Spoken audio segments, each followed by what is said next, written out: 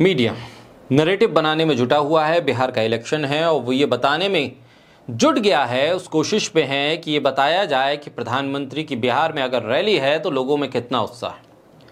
बिहार में विपक्ष की भी रैली है, रोड शो चल रहे हैं, मार्च चल रहा है। वोट चोरी के लिए जो आरोप चुनाव आयोग पर लगातार लगा रहा है विपक्ष, उसको लेकर माहौल बन रहा है, लोगों की भीड़ दिखाई दे रही है और बड़े नेता विपक्ष के उस रोड शो में दिखाई दे रहे हैं। दूसरी तरफ प्रधानमंत्री नरेंद्र मोदी गाहे बगाहे बिहार पहुंच रहे हैं। अब मीडिया की कोशिश तो यह है कि बिहार में विपक्ष की रैली ना हो या ना दिखाई जाए और प्रधानमंत्री की रैली के फुटेज को बढ़ा चढ़ाकर दिखाया जाए। अब चीजें रिकॉर्डेड हो और उसके बाद उसको चलाया जाए तो मैनेज किया जा सकता है, लेकिन अगर लाइव फीड हो, लाइव फीड आ रही हो, सीधा प्रसारण चल रहा हो और फिर जनता आईना दिखा दे, ये बता दे कि जिस प्रधानमंत्री की रैली को कवर करने के लिए आप दिल्ली से पहुंचे हैं, ये बताने के लिए कि बीजेपी और प्रधानमंत्री का यहां वर्चस्व है, और फिर जनता वहां से कुछ अलग ही बयान दे दे, तो फिर सवाल खड़े हो जाते हैं उस मीडिया की वफादारी पर।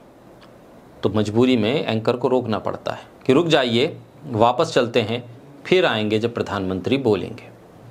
ऐसा ही हुआ न्यूज़ 24 पर। न्यूज़ 24 हालांकि जाना माना चैनल है। राजीव शुक्ला कांग्रेस के यूं तो राज्यसभा के मेंबर भी रहे और तमाम कमेटियों में प्रभारी के तौर पर भी वो काम करते रहे हैं, लेकिन उनका जो चैनल है, उनके चैनल पर बैठने वाले जो चेहरे हैं वो कुछ और ही डायरेक्शन में पत्रकारिता करते हुए दिखते हैं। ऐसे ही लाइव फीड चल रही थी, एक विंडो में प्रधानमंत्री की रैली की तस्वीरें थी, दूसरे विंडो में विपक्ष की जो वोट चोरी के खिलाफ एक मार्च चल रहा है उसकी तस्वीरें थी।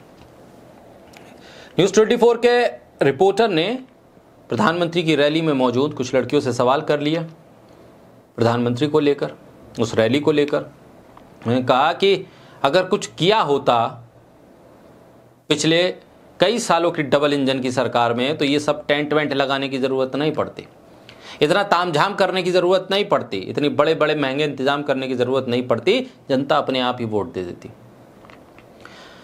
लड़कियों ने कहा कि ये टेंट लगाने से अच्छा होता अस्पताल बना देते, स्कूल बना देते, वहां खर्चा करते, यहाँ टेंट में खर्चा काहे कर रहे हैं। अगर आपने किया है तो जनता तो अपने आप वोट दे देगी, फिर आपको जरूरत क्या है ये टेंट वेंट का खर्चा करने की।